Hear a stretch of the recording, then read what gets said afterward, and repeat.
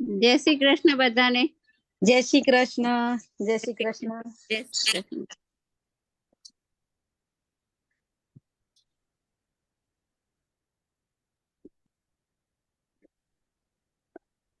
સેજલબેન આયા નથી?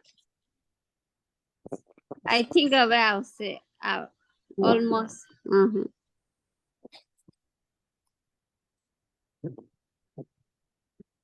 જય શ્રી કૃષ્ણ. જય શ્રી કૃષ્ણ. જય શ્રી કૃષ્ણ. જય શ્રી કૃષ્ણ.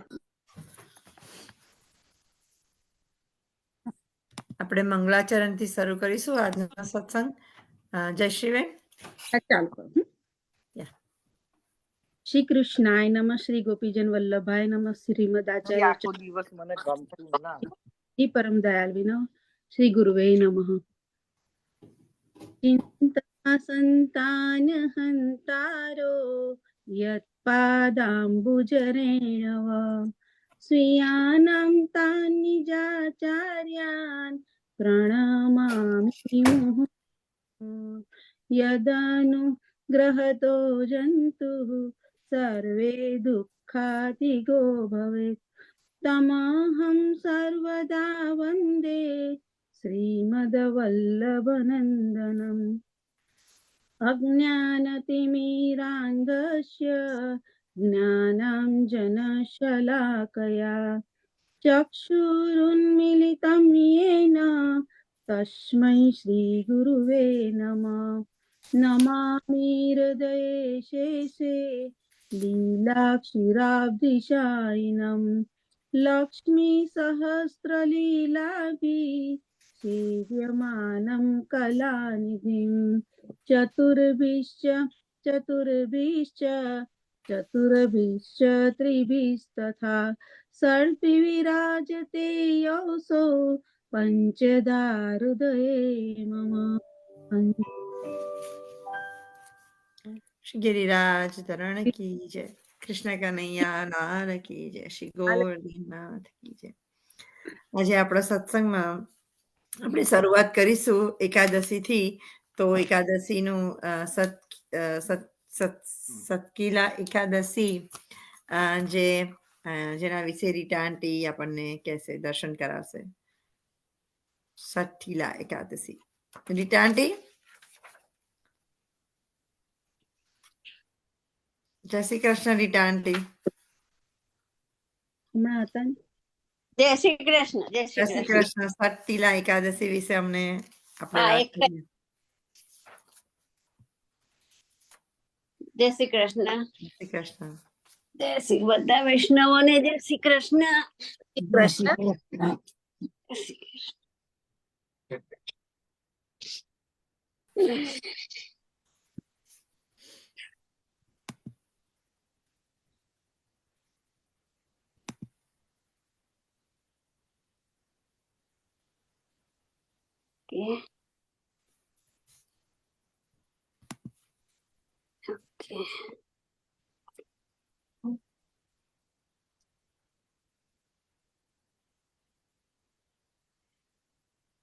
ઓકે, હું આજે પોષવદ 11 એટલે ષષ્ઠીલા એકાદશી વિશે કહીશ.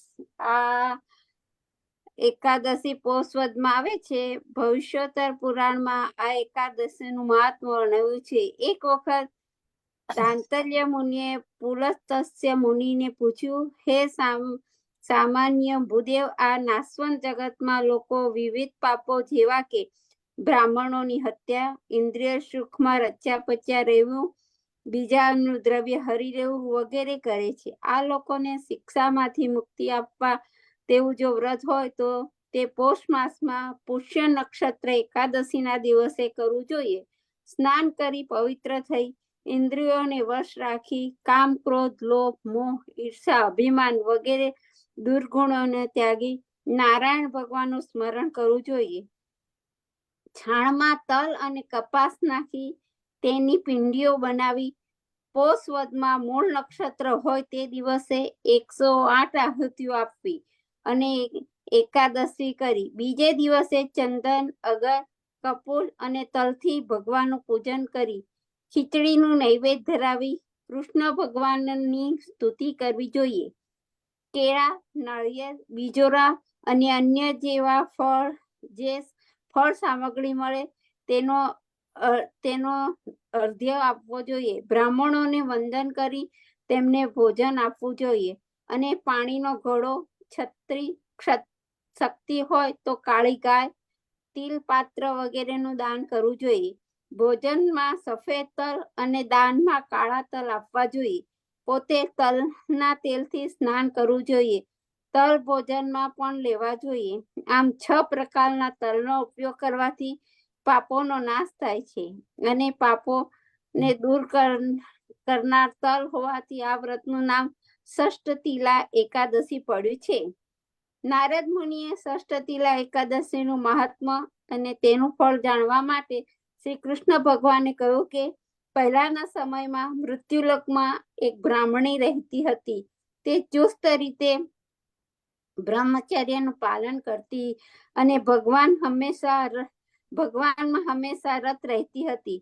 ભગવાનની ભક્તિ સાથે તે જુદા જુદા વ્રત પણ કરતી હતી. તેથી તે ક્રમશ શારીરિક રીતે અશક્ત બની ગઈ. ગરીબ બ્રાહ્મણો અને કુમારિકાઓને તે દાન આપતી નહીં હોવાથી તેની કૃપા મેળવી શકતી ન હતી. પરંતુ પોતે પવિત્ર આત્મા ધરાવતી હોવાથી વૈકુંઠ પ્રાપ્તિનું પુણ્ય મેળવ્યા છતાં અન્નદાન વિના તે અધૂરી હતી.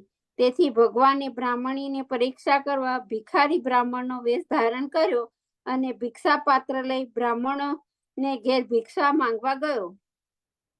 બ્રાહ્મણીએ કહ્યું, હે બ્રાહ્મણ, તમે કૃપા કરી મને સાચું કહો, તમે ક્યાંથી આવો છો? બ્રાહ્મણે સાંભળ્યું ન સાંભળ્યું કરી ભિક્ષા માંગવાનું ચાલુ રાખ્યું. બ્રાહ્મણી ગુસ્સે થઈ ગઈ અને ભિક્ષા પાત્રમાં અન્ન દ્રવ્યના બદલે માટીનો ગોળો નાખ્યો. બ્રાહ્મણીના આવા વિચિત્ર વર્તનથી ખેદ પામીને શ્રી કૃષ્ણ ભગવાન સ્વર્ગલોકમાં પાછા આવ્યા. ઘણા સમય પછી જ્યારે બ્રાહ્મણીએ પોતાના વ્રતના પ્રભાવે મૃત્યુલોકમાંથી સંદેહ સ્વર્ગલોકમાં આવી ત્યારે તેને રહેવા માટે સુંદર ઘર આપવામાં આવ્યું. કારણ કે એ બ્રાહ્મણીએ ભગવાનને માટીનો ગોળો ભિક્ષા પાત્રમાં આપ્યો હતો. ઘરમાં અન્નનો દાણો પણ ન હતો. ભૂખથી ભાન ભૂલીને બ્રાહ્મણીએ ખીજાઈને ભગવાનને ફરિયાદ કરી કે તમારી સેવા, પૂજા અને આરાધના તથા વ્રત નિયમના પાલનમાં મેં મારી જિંદગી પસાર કરી હોવા છતાં મને અન્યાય કેમ થાય છે? ભગવાને જણાવ્યું, બહેન, તે દેહની મુક્તિ માટે બધું કર્યું નથી. તે હાલ તને મળેલા ઘરમાં તું પાછી જા. ત્યાં તારા દર્શને અહીંથી દેવાંગનાઓ પધારશે. એમની પાસેથી ષષ્ઠતિલા એકાદશીનું વ્રત જાણી લેજે અને એ વ્રત કર્યા પછી પાછી તું અહીં આવજે. બ્રાહ્મણીએ પોતાના મળેલા ઘરમાં ગઈ એટલે ભગવાન કહેવા મુજબ દેવાંગનાઓએ તુરત જ તે આવી. તેણે બારણા બંધ કરી કહ્યું, હે દેવી, જો મને જોવાની તમારી ઈચ્છા હોય તો ષષ્ઠતિલા એકાદશીનું મહાત્મા કહો. દેવાંગના પૈકી એક કબૂલાત આપી. તેથી બ્રાહ્મણોએ ઘરના દરવાજા ખોલ્યા. દેવાંગનાઓએ જોયું તો સહદેવ સ્વર્ગમાં આવનાર એ બ્રાહ્મણી કોઈ ગાંધર્વ, અસુરી કે સર્પની સ્ત્રી નહીં, પરંતુ મૃત્યુલોકના એક સામાન્ય સ્ત્રી હતી. પછી દેવોના કહેવાથી બ્રાહ્મણીએ ભોગ તથા મોક્ષ આપવા વાળી ષષ્ઠતિલા એકાદશીનું વ્રત કર્યું. તેના પ્રભાવથી એ બ્રાહ્મણીનું ઘર ધન, ધાન્ય, વસ્ત્ર, સોનું, રૂપું વગેરે સગળી સમૃદ્ધિથી છલકાઈ ગયું. સમૃદ્ધવાન બની. આજે જે વ્યક્તિ લોભ, તૃષ્ણા ત્યજી પોતાની શક્તિ મુજબ આ ષષ્ઠતિલા એકાદશી કરે છે, એ તલ, વસ્ત્ર વગેરેનું દાન કરી ઉપવાસ કરે છે, તે કાયમ તંદુરસ્ત રહે છે. પરંતુ કોઈને મનમાં લોભ વૃત્તિ રાખી આ એકાદશીનું વ્રત કરવું જોઈએ નહીં. પુષ્ટિ માર્ગે મહાત્મા અને ભાવના. પુષ્ટિ માર્ગમાં પ્રભુની નિત્ય સેવામાં, પ્રત્યેક તહેવાર અને ઉત્સવના દિવસોમાં પ્રત્યેક સામગ્રી, વસ્ત્રાભૂષણો વગેરે સર્વ વ્રજ ભક્તોના વિવિધ ભાવ રૂપે છે. તેમાં વ્રજ લીલાઓનું પણ મહત્વ છે. શ્રી મહાપ્રભુજી અને શ્રી ગોસાઈજીએ સેવા પ્રકારના નંદા લઈને શ્રી નિકુંજ લીલાઓની ભાવનાઓને બહુ સરળ રીતે સમન્વય કર્યો છે. આ સર્વ પ્રકારને વેદાંતા યોગ અને નક્ષત્ર પ્રમાણે જ ઘટવામાં આવે છે અને તેને સામગ્રી રૂપે અવગાહન કરવામાં આવે છે. પોષ વદમાં આવતી ષષ્ઠ જેટલા એકાદશીનું શાસ્ત્રમાં ધાર્મિક વિધિ વિધાન તથા શારીરિક આરોગ્યની દ્રષ્ટિએ ખૂબ જ મહત્વ છે. આ એકાદશીની પુષ્ટિ માર્ગીય ભાવના એ છે કે આ દિવસે પ્રભુની સેવામાં 6 પ્રકારે તલની સામગ્રીઓને વિનિયોગ કરવામાં આવે છે, જેમાં તલ નાખીને શ્રી પ્રભુને સ્નાન કરવામાં આવે છે, તલ અંગીકાર કરવામાં આવે છે, તલની સામગ્રીને પ્રભુને ધરાવવામાં આવે છે. આમ તલનો પ્રભુની સેવામાં અનેક વિધિમાં ઉપયોગ કરવામાં આવે છે. શીતકાળના દિવસોમાં રાત્રિ મોટી થાય છે, દિવસો ટૂંકો થાય છે. પોષ માસ હોવાથી પવનની દિશા પણ બદલાય છે. આ સમયે પ્રિયતમા અલગ રહી શકતા નથી, એટલે કે પ્રબોધિની 11 થી વસંત પંચમી સુધી શયનના દરવાજા બંધ થઈ જાય છે. શયન બંધ થાય પછી વૈષ્ણવોને દંડવત પ્રણામ કરવા નહીં, કારણ કે દંડવત પ્રણામને ઝીલવા પ્રભુને નિકુંજમાંથી બહાર આવવું પડે છે. તેથી ઠાકોરજી શ્રીમંત થાય તે કહેવાયું છે. પુષ્ટિ સંપ્રદાયમાં ઉત્સવ, કીર્તન, શૃંગાર સામગ્રી આદિમાં ભાવના રસ સમાયેલી છે. તેથી સમજીને સેવા કે દર્શન થાય તો તે વિશેષ આનંદની અનુભૂતિ મેળવી શકાય છે. જેમ કે ગોપાષ્ટમીએ ગોકર્ણ ધરાય છે, તેની ભાવના એ કે પ્રભુ પ્રથમ ગોચારણ કરવા પધારે છે. એ જ રીતે ગોપાષ્ટમીએ મુગટનો છેલ્લો શૃંગાર થાય છે, કારણ કે પ્રબોધિની પછી શીતકાળમાં મુગટ ધરાવી શકાતો નથી. મર્યાદા માર્ગીય ભાવના મનુષ્ય તલના 6 પ્રકારે ઉપયોગ કરે છે. આહારમાં વિવિધ વાનગી બનાવવા, ખાદ્ય તેલ બનાવવા, ઔષધ બનાવવા, શરીરે માલિશ કરવા માટે, યજ્ઞમાં આહુતિ આપવા અને દાન આપવા માટે તલનો ઉપયોગ થાય છે. ભવિષ્ય પુરાણમાં શ્રી ભગવાને શ્રી કૃષ્ણ નારદજીને આ ષષ્ઠ તિલા એકાદશીનું મહાત્મ્ય જણાવ્યું છે. વિધિ પૂર્વક તલને દાન અને હોમ કરવાથી સર્વ પાપોથી મુક્ત મળે છે. મકર સંક્રાંતિના પર્વ પ્રસંગે તલ દાનનું મહત્વ વધુ છે. ઇતિ શ્રી સ્કંદ પુરાણે પોષ કૃષ્ણ પક્ષે ષષ્ઠ લીલા એકાદશીનું વર્ણન અહીં સંપન્ન થાય છે. શ્રી કૃષ્ણ અર્પણ મસ્તુ. જય શ્રી કૃષ્ણ બધાને. શ્રી કૃષ્ણ. જય શ્રી આ એકાદશી ફેબ્રુઆરીમાં આવે છે. હા આપણે ફેબ્રુઆરીની એકાદશી હા પણ તું જાય છે એટલે આપણે આ વહેલી કરી દીધી. હા, ષષ્ઠ તિલા એકાદશી ફેબ્રુઆરીની 7મી ફેબ્રુઆરીએ છે આ. 7મી 1 તારીખે છે. હા, એ 7 વીકડેઝમાં તારીખે આવે છે. હે 7મી તારીખે છે, મને લાગે છે 7મી ટ્યુઝડે તારીખે કે છે. વેન્સડે. અને Okay. આજે છે ને, આજે ગુરુ પુષ્યામૃત નક્ષત્ર છે. ઓકે, હા ગુડ. હા આજે છે. Yeah. હા જય શ્રી કૃષ્ણ. જય શ્રી કૃષ્ણ. થેન્ક યુ રીટા આંટી. અરે આપણે 84 વૈષ્ણવની વાર્તા જે જ્યોતિબેન પંચોલી આપણી સાથે છે, આપણને 84 વૈષ્ણવની વાર્તા કહેશે. જ્યોતિબેન? યસ. જય શ્રી કૃષ્ણ. જય શ્રી કૃષ્ણ. દંડવત પ્રણામ. જય શ્રી કૃષ્ણ વાલા વૈષ્ણવ ભગવત સ્મરણ. જય શ્રી કૃષ્ણ. 84 વૈષ્ણવ વાર્તા 33 રામદાસ સાંચુરા. હવે શ્રી આચાર્યજી મહાપ્રભુજીની સેવક રાણા વ્યાસ ખાચોરા રાજનગરના વાસી તેમની વાર્તાનો ભાવ કહીએ છીએ. ભાવ પ્રકાર. જય શ્રી કૃષ્ણ. એ લીલામાં શ્રી સ્વામિનીજી સખી ઇન્દુલેખા અને ઇન્દુલેખાની સખી સુભગા છે. તે સુભગાનું પ્રાગટ્ય રામદાસ છે અને સુભગાની સખી સુભદ્રા તે રામદાસની સ્ત્રી થઈને પ્રગટી છે. એ બંને રાજનગરમાં સાચોરા બ્રાહ્મણને ત્યાં પ્રગટ્યા. 9 વર્ષના રામદાસ થયા અને વર્ષ 8ની આ સ્ત્રી થઈ ત્યારે મા બાપે બંનેનું લગ્ન કર્યું, પરંતુ રામદાસને વૈરાગ્ય દશા બાળપણાથી હતી, તેથી કોઈનાથી મોહ ન કરે. માતા પિતાએ ભણાવ્યા ઘણા, પરંતુ કંઈ ભણ્યા નહીં. હવે એક વખત રામદાસ રાજનગરના તળાવ પર બેઠા હતા. ત્યાં દેશી ત્યાં તેલી 10-5 ઢોર લઈને આવ્યો. તેણે બળદોને પાણી પીવડાવ્યું. તેમાં એક બળદ પાણી પીને તળાવ પર ઢળી પડ્યો અને મરી ગયો. તેથી તે તેલી રોવા લાગ્યો. ત્યારે રામદાસ તો 10 વર્ષના બાળક છે, તે કંઈ જાણે નહીં. તેથી તેલીને કહે, આનું શું થયું? આ પડ્યો છે, તેને ઉઠાડો. ત્યારે તેલીએ કહ્યું, હવે એ ઉઠે, એનો પ્રાણ નીકળી ગયો. ત્યારે રામદાસે કહ્યું, આ જ પ્રકારે બધા મરી જશે.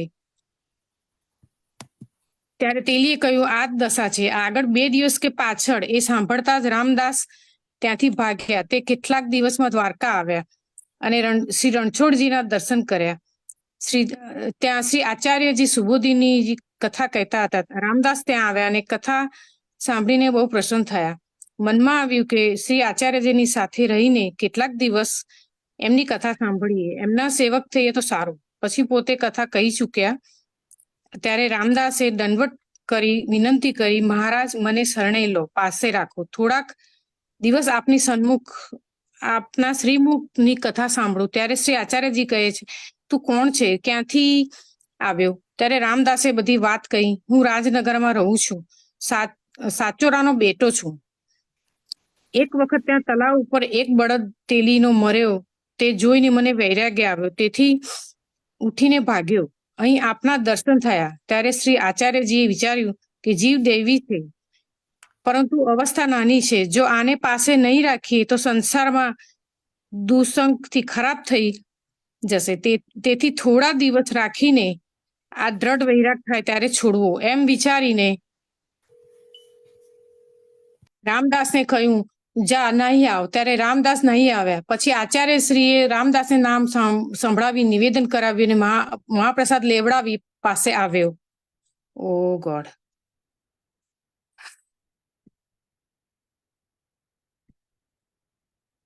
મેન જતું રહ્યું.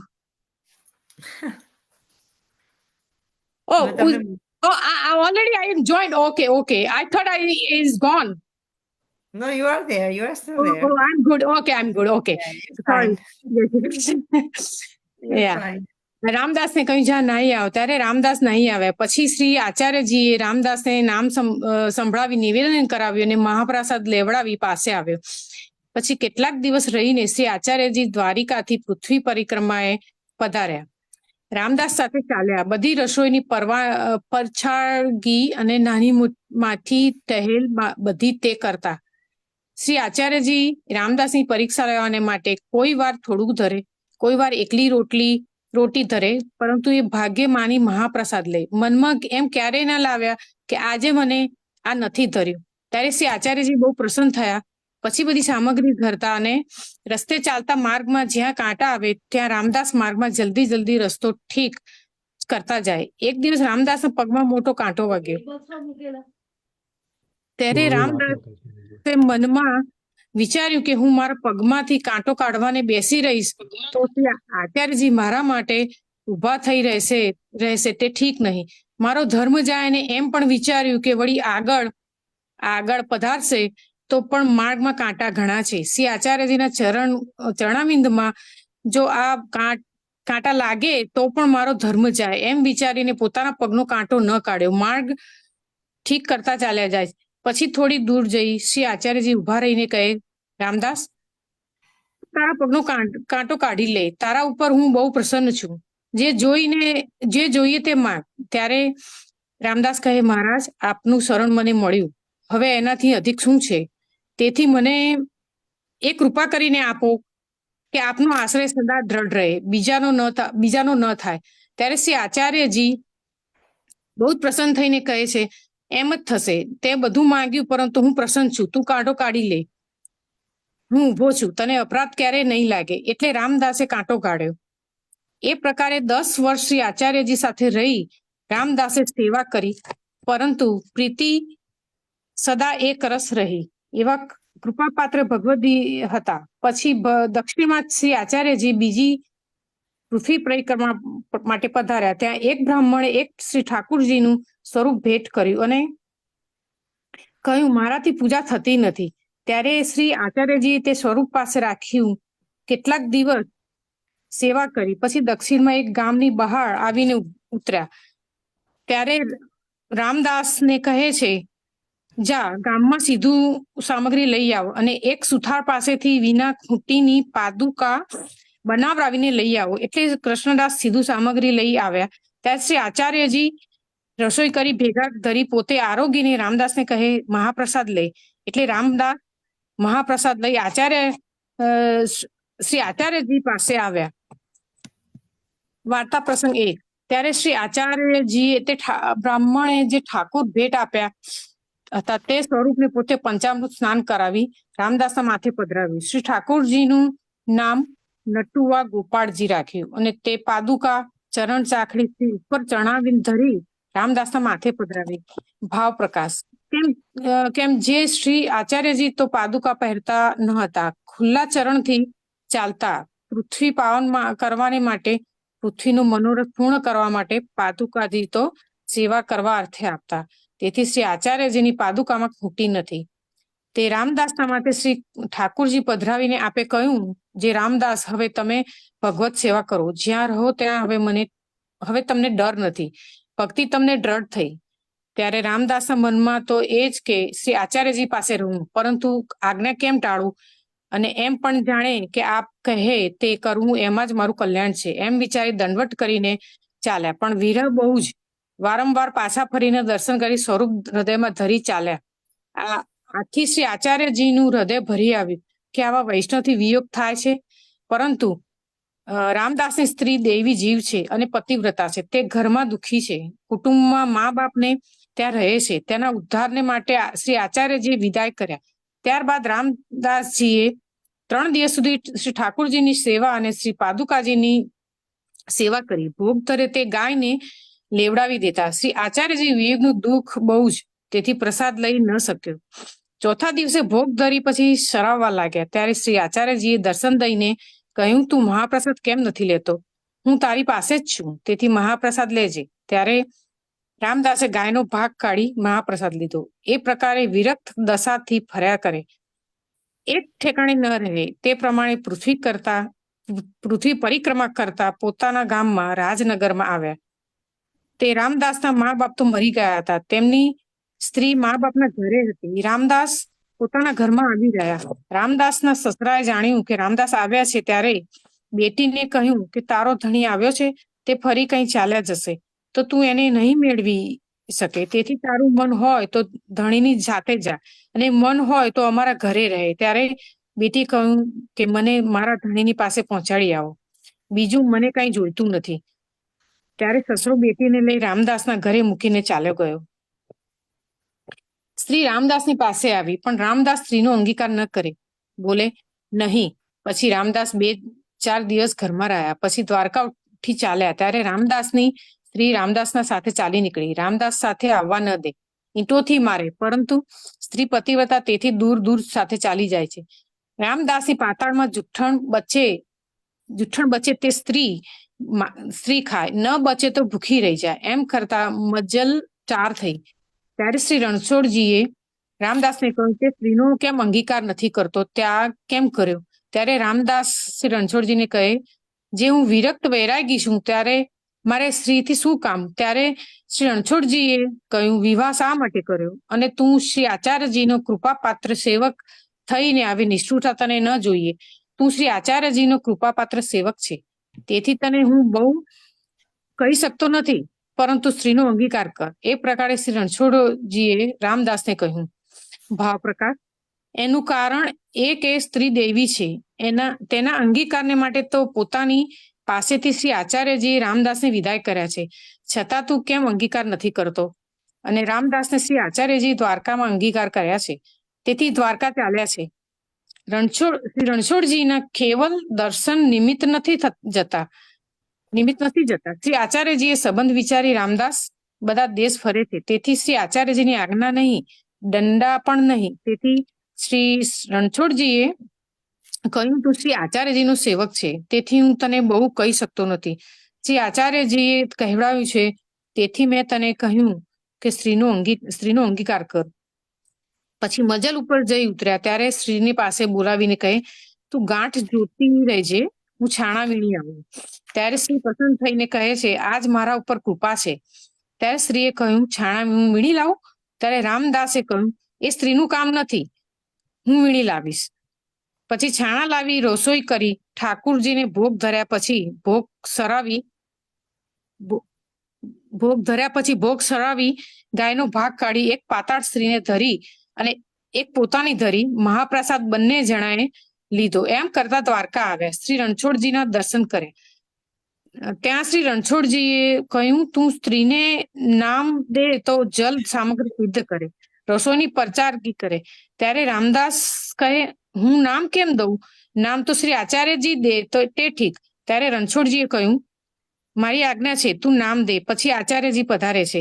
ત્યાં શ્રી આચાર્યજી પાસે નામ સંભળાવજે અને હું તને કહું છું તે આચાર્યજીની આજ્ઞાથી કહું છું, આપની ઈચ્છા વિના નથી કહેતો. ત્યારે રામદાસે સ્ત્રીને સંભળાવ્યું. પછી સ્ત્રી પાસે જલ ભરાવા લાગ્યા.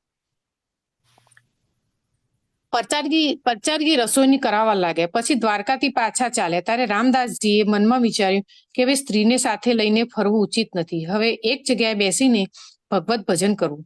એમ વિચારી રામદાસ કેટલા દિવસ રાજનગર પોતાના ઘરે આવ્યા અને ભગવત સેવા કરવા લાગ્યા. પછી કેટલાક દિવસમાં શ્રી આચાર્યજી રાજનગર પધાર્યા.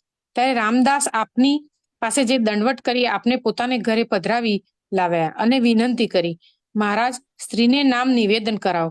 ત્યારે શ્રી આચાર્યજી કહે, તે સ્ત્રીને નામ આપ્યું છે, હવે કેમ નામ દેવાનું છે? ત્યારે રામદાસે કહ્યું, મહારાજ, મેં તો શ્રી રણછોડજીના કહેવાથી નામ આપ્યું છે અને શ્રી રણછોડજીએ પણ એમ જ કહ્યું છે જે શ્રી આચાર્યજી પાસે પછી નામ અપાવજે. આપની ઈચ્છા હતી, તેથી શ્રી રણછોડજી દ્વારા આપે આજ્ઞા કરી, તેથી મેં નામ આપ્યું. આપની ઈચ્છા ન હોય તે કાર્ય હું ક્યારેય ન કરું અને સ્ત્રીનો અંગીકાર કરો માટે તો આપે મને પોતાની પાસેથી વિદાય કર્યો, તેથી અંગીકાર કરો. ત્યારે શ્રી આચાર્યજી રામદાસના ઉપર પ્રસન્ન થઈને સ્ત્રીને નામ દઈ બ્રહ્મ સંબંધ કરાવ્યું. પછી રામદાસના ઘરે પાક સામગ્રી કરી શ્રી ઠાકુરજીને ભોગ ધર્યા. પછી ભોજન કરી રામદાસને અને રામદાસની સ્ત્રીને જુઠ્ઠણ ધર્યું અને રામદાસને આજ્ઞા કરી, હવે એક જગ્યાએ ઘરમાં બેસીને બંને જણા ભગવત સેવા કરો. ત્યારે રામદાસે કહ્યું, મહારાજ, એ જ મારા મનમાં હતું અને એ જ આપે આજ્ઞા કરી. પછી શ્રી આચાર્યજી દ્વારકા પધાર્યા. રામદાસ શ્રી સહિત ભગવત સેવા કરે. અનવસર સમયે ભગવત વાર્તા ગ્રંથનો ભાવ સ્ત્રીને કહે. તે રીતે બંને જણા ભગવત સેવામાં મગ્ન રહેતા. તે રામદાસ સ્ત્રી સહિત એવા કૃપાપાત્ર ભગવદી હતા. તેમની વાર્તા ક્યાં સુધી કહીએ? વાર્તા સમાપ્ત. જય શ્રી થેન્ક કૃષ્ણ. યુ. બહુ સરસ હતી હો, જ્યોતિબેન. Thank you. કેટલું સરસ તમે વાંચ્યું. ઓકે. મારું Thank you. વિડીયો જતો રહ્યો છે આમાંથી. ના, બધું બરાબર હતું. Everything was okay. Good. Thank you. તમે ઓકે. જોડાયા અમારી સાથે. આજે આનંદ થયો તમને અરે મારે જોઈને. પણ જોડાવું હતું આજે, એટલે મેં નક્કી જ કર્યું હતું કે હું જોડાવું છું મારે. ગુડ. બહુ સરસ. બરાબર. જય શ્રી કૃષ્ણ. પણ આપણે આવી રીતે સત્સંગ તમને આપીશું. ચોક્કસ. લાવો સત્સંગનો પણ. ચોક્કસ. આપણે આઈ થિંક કલ્પેશ અંકલ આવી ગયા છે, તો કલ્પેશ અંકલ આપણને ષોડશ ગ્રંથનું ડિસ્કશન કરશે. ષોડશ ગ્રંથનું ટોપિક. કલ્પેશ અંકલ. ચતુર શ્લોકે છે. વલ્લભાધીશ કી જય. કૃષ્ણ. સૌને ભગવત સ્મરણ. બધા વૈષ્ણવોને ખૂબ જય શ્રી આનંદની વાત છે. અહીંયા સત્સંગ કરીએ છીએ આપણે, એટલે તમે એમ માનજો કે આ આપણો ગોપી ભાવ છે. આપણે ખરેખર ભાગ્યશાળી છે. ઘણી વાર હું વાત કરતો હોઉં છું, અને આપણો કૃષ્ણ કૃપાનો સત્સંગ છે ને, એ વ્રજભૂમિનો સત્સંગ છે, એવી વાત આપણે સમજી લેવાની છે. કારણ કે આપણો બધાનો ફોકસ અને ધ્યેય ઠાકોરજી છે. હું છેલ્લા 4-5 વખતથી ચતુર્શ્લોકી વિશે વાત કરું છું. એમાં આપણે જે 4 પુરુષાર્થની વાત કરીએ છીએ, એમાંનો પહેલો ધર્મ, બીજો અર્થ, ત્રીજો કામ અને ચોથો હવે આજે જે વાત કરીશું એ મોક્ષ. મોક્ષ તો સૌથી મહત્વની વસ્તુ છે, કારણ કે આ 4 પુરુષાર્થનું મહત્વ મોક્ષને ધ્યેયથી જ કરવાનું હોય છે. પુરુષાર્થનો અધિકાર આપણને જીવને આપેલો છે, આત્માને, અને એ પુરુષાર્થને પ્રારબ્ધમાં બદલવું એ ઠાકોરજીનું કાર્ય છે, એમની પર કૃપા છે, એમનો પ્રેમ છે. કોઈકે પૂછ્યું કે હા આપણે એકબીજાની સાથે પ્રેમ હોવો જોઈએ. બીજું આપણે એકબીજા સાથે લૌકિકમાં બહુ જવલ્લે જેવું બને કે પ્રેમ થાય. પ્રેમ ના હોય ત્યાં અહંતા અને મમતા હોય, ત્યાં મમત્વ હોય, ત્યાં આપણે લૌકિક લાગણીઓમાં આપણે ગૂંચવાઈ જઈએ છીએ. તો મેં આગળ આ ધર્મ વિશે વાત કરી હતી કે ધર્મ એટલે આપણો ધર્મ એટલે શું છે, કે આપણે અહીંયા સાત્વિકતા એટલે વૈષ્ણવને એટલે પુષ્ટિ માર્ગની દ્રષ્ટિએ ધર્મ એટલે ઠાકોરજીને સર્વાત્મા એટલે સર્વ આત્માના ભાવે આપણે ભજવવાનું એ આપણો ધર્મ છે. આપણું કામ જ ધર્મ છે, એટલે ઠાકોરજીનું ભજન કરવું, સેવા કરવી એ આપણું ધર્મ છે. અને એને આપણે પોતાનો અર્થ માનવો. અર્થ એટલે કોઈ ધનની વાત નથી અહીંયા. અર્થ એટલે આપણો ધન, આપણો હમારો ધન રાધે રાધે કહીએ છીએ ને, હમારો ધન રાધાજી રાધાજી છે. એ ભાવથી આપણે આપણું ધન શું છે તો એ છે, અને એની જ આપણે સેવા કરવાની છે, આપણે એમનું જ ભજન ગાવાનું છે. આ કળિયુગમાં આપણને સૌથી સારો અવસર છે કે પ્રભુનું સ્મરણ કરવું, અને સ્મરણ કરવાથી આપણે અનવસર એટલે અવસરના એટલે એની સન્મુખ ના હોઈએ તો પણ આપણે એમનું સ્મરણ કરવાથી બી પ્રભુને પામવાની શક્તિ ધરાવીએ છીએ. અર્થ પછી છે કામ. કામ એટલે ઈચ્છા, અને આ ઈચ્છા કેવી છે? આ ઈચ્છા એ જ છે કે આપણે પ્રભુનું સ્મરણ કરીએ, પ્રભુની સેવા કરીએ, પ્રભુની ભક્તિ કરીએ, એ જ આપણી આસક્તિ છે. પણ તમે એમ કહેશો કે આ બધું કંઈ 24 કલાક થોડું થાય, પણ આ 24 કલાક તો તમે આખા વ્રજની તમે જે વાતોને ગીતો આપણને ભાગવતના 10મા સ્કંદમાં પણ શીખવાડે છે કે ઘણી લીલાઓ કે છે, ત્યારે ગોપીઓ પોતાનું ઘરનું કામ તો કરતી જ હોય છે, પોતાનો સંસાર ચલાવતી હોય છે. યશોદા પણ એમના પોતાના ઘરનું કામ કરતી હોય છે. એ મહારાણી છે, એમના ઘરમાં કામ કરવાવાળા છે, છતાંય બી હોય છે, પણ એમનું મન અને ચિત્ત ટોટલી ભગવાનમય છે.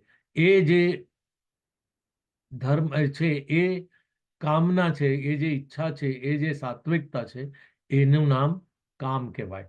આપણે આ લૌકિક દ્રષ્ટિએ અને મટીરિયલિસ્ટિક દ્રષ્ટિએ ધર્મ, કામ, અર્થ નથી જોવાના. અને પછી આવ્યો સૌથી મહત્વનો ટોપિક અથવા વિષય છે મોક્ષ. મોક્ષ કોને કહેવાય? મોક્ષ એટલે શું? મોક્ષ કહીએ એટલે આપણે એવું માનવાનું કે અહીંયાથી આપણો જીવનો અહીંયા અંત થાય, આપણે મૃત્યુ પામીએ એટલે આપણે કોઈક બીજા લોકમાં જઈએ અને ત્યાં આગળ આપણે આપણું વાસ કરીએ અથવા ત્યાં રહેવાનું થાય, એનું નામ અહીંયાથી મોક્ષ મળે. અહીંયાથી છુટકારો તો મળે જ છે, અને ખરેખર જે મોક્ષ છે એ આ શરીરને, આ આત્માને આ શરીરમાંથી મોક્ષ મળે છે. એનું નામ મોક્ષ છે. મોક્ષ એટલે આમાંથી બેનું છૂટું પડવું. જે આપણે શરીરના બંધનમાં ફસાઈ ગયા છે, આપણે જે મોક્ષ લેવાનો છે એ મોહમાયા જે આપણી આજુબાજુ ઊભી થયેલી છે, એ મોહમાયામાંથી આપણે મોક્ષ લેવાનો છે. એનું નામ મોક્ષ કહેવાય. અને એ મોક્ષ લેવાનો મતલબ એ છે કે ફિઝિકલી ડિટાચ નથી થવું અથવા સેપરેટ નથી કરવાનું એને, કે ભાઈ આ લૌકિક છે ને આ ભગવાનની ભક્તિ. ના, ભગવાનની ભક્તિમાં પ્રાધાન્ય એનું છે, સૌથી આગળ એ છે, અને એની પાછળની જે બધી પ્રક્રિયાઓ છે, જે લૌકિક પ્રક્રિયાઓ છે, એનું સાધન તરીકેનો ઉપયોગ. આપણે ઊંઘ આવે એટલે ઊંઘી જવાનું, એટલે ઊંઘી જઈએ એટલે આપણે આપણા શરીરને આરામ આપીએ, આપણા મનને શાંતિ આપીએ, અને સવારે ફ્રેશ થઈને ઉઠીએ ત્યારે આપણામાં તાકાત રિગેઇન થઈ હોય, જેથી આપણામાં આખા દિવસની પ્રવૃત્તિઓ કરવાની તાકાત રહે. એ ઊંઘવાનું તો ખરું જ, પણ સાથે સાથે આપણો ધ્યેય શું છે કે આપણે આરામ કરીશું, બીજે દિવસે આપણે તાજા થઈ જઈશું, તો આપણે ભગવાનની ભક્તિમાં આપણે આપણી પોતાની શક્તિનો વ્યય કરી શકીશું. એ કહેવાનું. આપણે લૌકિક ધન કમાવા જવાનું છે, આપણે આપણો સંસાર ચલાવવાનો છે, કારણ કે આપણને એને સોંપ્યું છે, એટલે એમાં આપણે આસક્તિ કર્યા કરે. હું તમને કદાચ ઘણા બધાની એ વાર્તા બહુ સુંદર છે અને ટૂંકમાં જ કહીશું કે જે એક કુંવારી કન્યાઓને યમુના નદીને પાર કરવી હતી, તો એમને વિનંતી કરી યમુના નદીને કે મને પાર કરવી છે. તો કે સારું, તમે જુઓ કે તમે ક્યાં તો કૃષ્ણ ભગવાનની આજ્ઞા લઈને આવો, કે જો એ બ્રહ્મચર્ય પાળતા હોય તો એ ભગવાન તમને આજ્ઞા આપે તો હું તમને આ યમુના નદી પાર કરવા દઉં. તો ગોપીઓ વિચારમાં પડી ગઈ કે કેવી રીતે આ, એમણે તો 16,001 રાણીઓ ને એમની પોતાની 8 પટરાણીઓ છે, તો એ કેવી રીતે બ્રહ્મચર્ય કરે? પણ છતાંય એમને આજ્ઞા લીધી અને પ્રભુએ એમને આજ્ઞા આપી. પણ એ લોકો યમુના નદી પાર કરી ગયા. યાદ કરીને પછી જે એમને જે લીલા કરવી હતી એ કરીને પછી પાછા આવ્યા. તો પાછી યમુના નદીને વિનંતી કરી. તો એમણે એવું કીધું કે સારું, તમે કોઈ બ્રહ્મ ઋષિની આજ્ઞા લો કે જેમને કોઈ દિવસ, એટલે હંમેશા એ ઉપાસી રહ્યા છે. તો જ્યારે એ કહેવા ગયા ત્યારે એ ભોજન કરતા હતા. તો છતાંય પોતે કન્ફ્યુઝ હતા ને છતાંય એ આજ્ઞા લેવા ગયા. તો એમને પોતાને મનમાં એકદમ કન્ફ્યુઝન થયું કે આ ભૂખ્યા છે ને એને ઉપાસી કેમ કહો છો તમે? એટલે પછી એમને જ્યારે એમને યમુના નદીએ પાર કરાવ્યા પછી એમને પ્રશ્ન કર્યો તો કે તમે આ વસ્તુ કેમ કીધી કે ભગવાનને જો બ્રહ્મચર્ય હોય તો એ આજ્ઞા આપે તો હું તમને પાર કરું. તો ત્યારે એમને એ જ કીધું કે બ્રહ્મચર્ય એ છે કે જે કાર્ય કરે છે પણ એ કાર્યમાં એ ઓતપ્રોત નથી. એમને પોતાના સ્વાર્થ માટે કે પોતાના આનંદ માટે એ કાર્ય કર્યું જ નથી. એમને 16,001ની રાણીઓને, જે રાજાઓને, જે વિદૂષક જે રાક્ષસ હતો એમની સંકંજામાંથી એમને છોડાવી હતી. એમને એકલા 16,000 નહીં, કાલે જ મેં સાંભળ્યું હતું કે એમને એવા 20,000 રાજાઓને બી મુક્ત કર્યા છે. એટલે એને 8 રાણીઓને બી એમને જ્યારે રૂકમણીને પછી બીજી પેલી જામવતીને અને બીજી જે 3-8 છે એ બધીને એમના પોતાના સુખ માટે કરી. એમને પોતાના નિજી સુખ માટે નથી કરી. એટલે ભગવાન એ એમના 125 વર્ષનો કાળ અને અવતાર એમના પોતાના ક્યાંય આનંદ માટે, પોતાના સ્વાર્થ માટે, પોતાના નિજી માટે નથી કર્યો. માટે એ બ્રહ્મચાર્ય પાળ્યા કહેવાય. અને એવું બ્રહ્મચાર્ય પાળ્યું હોય તો એમની આજ્ઞાનું ફળે. એવી રીતે ઋષિ ભગવાન ભોજન ભલે કરતા હતા પણ એ ભોજન કરવામાં એમને કોઈ પોતાના સ્વાદનો રસ નહોતો. એમને એવું નહોતું કે મને આ પર્ટિક્યુલરલી આ આઈટમ બહુ ભાવે છે, કે આ મને જલેબી ભાવે છે, કે મને આ ગોળ ભાવે છે, કે મને ખાટું ભાવે છે, કે તીખું ભાવે. એ ભોજન આહાર કરતા હતા પોતાને શરીર ટકાવવા કરવા માટે. એમને ભોજન કરવાની આસક્તિ ખાલી જરૂરિયાત પૂરતી હતી. અને માટે એમને જે ભોજન કરતા હતા છતાંય એ ભૂખ્યા રહેતા હતા. તો પછી એ વસ્તુ એમને ચકાય પેલો, તો એ એમનું જે સત હતું એ સત કાર્ય હતું. એટલા માટે એમને એ આજ્ઞા આપવાનો અધિકાર હતો. એટલે મારો કહેવાનો મતલબ એ છે કે મોક્ષ આપણો માનસિક મોક્ષ છે. આપણે એવું નથી કહેવાનું કે મોક્ષ લીધા પછી સ્વર્ગમાં જવાનું છે. આપણે એ નથી કહેવાનું કે મોક્ષ લીધા પછી આપણે અક્ષરધામ જવાનું છે, કે આપણે ગોલોકવાસ કરવાનો છે. હું તો તમને એ જ સમજાવવા માંગુ છું કે ભગવાનની ભક્તિમાં આપણે અહીંયા આગળ છીએ. અને આપણે ગોપીઓ, તમે વિચાર કરો કે 11 વર્ષ અને 52 દિવસનો એમને જે ભગવાનનું સુખ પામ્યા એ 11 વર્ષના 52 દિવસના કાળને લઈને એમના હૃદયમાં એટલો ગુડ કરી નાખ્યો કે પાછળથી જ્યારે એ છોડીને બીજા 100 વર્ષ બહાર ગયા છતાંય ગોપીએ કોઈ દિવસ એવું કમ્પ્લેન નથી કર્યું કે મને એમનો વિરહ છે, કે અમને લાગે છે. જ્યારે ઉદ્ધવજી એમને સમજાવવા આવ્યા તો ઉપરથી ઉદ્ધવજીને જ્ઞાન આપીને કીધું કે તમે કોના વિરહની વાત કરો છો? અમારા હૃદયમાં તો તમે અહીંયા જુઓ, લતા પતા કે અહીંયાની હવામાં બધામાં અમને કૃષ્ણનો ભાસ દેખાય છે. આ જે ભાવના તમારામાં છે, આ જે ભક્તિ તમારામાં છે, એ ભક્તિ જો તમે કરીને તમારું આ જીવન કરો, તમને આ જીવન જીવવા માટે એટલા માટે જ આ મોકલ્યા છે. એમાં તમને અહીંયાથી ગોલોકવાસ થવા માટે નથી મૂક્યા. તમે ગોલોકવાસ કરતા અહીંયા કરતા બીજો ગોલોકવાસ આનાથી વધારે ક્યાં સારો મેળવી શકો? એ તમે મને વિચાર કરીને કહો. તમને આ જગ્યાએ મૂક્યા છે એ સેલ્ફ ગોલોકવાસ છે. આ ભગવાને તમને અહીંયા આગળ મૂકીને તમને આટલી બધી ભક્તિ કરવાની. તમને ખબર છે કે પેલો વૃત્રાસુર છે, એને જ્યારે કહેવામાં આવ્યું, ભગવાને વરદાન માંગ્યું તો એણે એ જ કીધું કે મને દાસાનો દાસ બનાવો. તો એને કીધું ના, હું તને સ્વર્ગ આપું, હું તને ઇન્દ્રનું સ્થાન આપું, હું તને આ રાજપાટ આપું. તો એને કહે મારે કશું નથી જોઈતું અને મારે આ જગતમાંથી વિદાય બી નથી લેવી. મને ફરીથી ને ફરીથી અહીંયા જ જન્મ આપો જેથી હું તમારી ભક્તિ કરી શકું. તો એ જે ભક્તિ કરવાની તીવ્ર ઈચ્છા, એ આપણી આસક્તિ, એ આપણો મોક્ષ છે. અને એ મોક્ષ પામવાનો આપણો જે પુષ્ટિ માર્ગના આપણે જે આપણું મહાપ્રભુજીની ચતુર્શ્લોકની જે એમની આજ્ઞા છે, એ આજ્ઞા એ જ છે કે આ ચારે પુરુષાર્થમાં સૌથી વધારે મહત્વનો જે પુરુષાર્થ છે એ મોક્ષ છે. એટલે મોક્ષ એટલે આપણે આ માયા અને માનસિક યાતનામાંથી આપણે બહાર નીકળી જઈએ. પછી એક વખત તમે જ્યારે આજે વિચાર કરો કે તમે આપણે કાયમ મીરાનું કે નરસિંહ મહેતાનું કે ધ્રુવ ને કે પ્રહલાદ કે એવા કે એ લોકોની દુનિયા જો, એમનું પોતાની કોઈ લૌકિક વિરાસત હતી નહીં.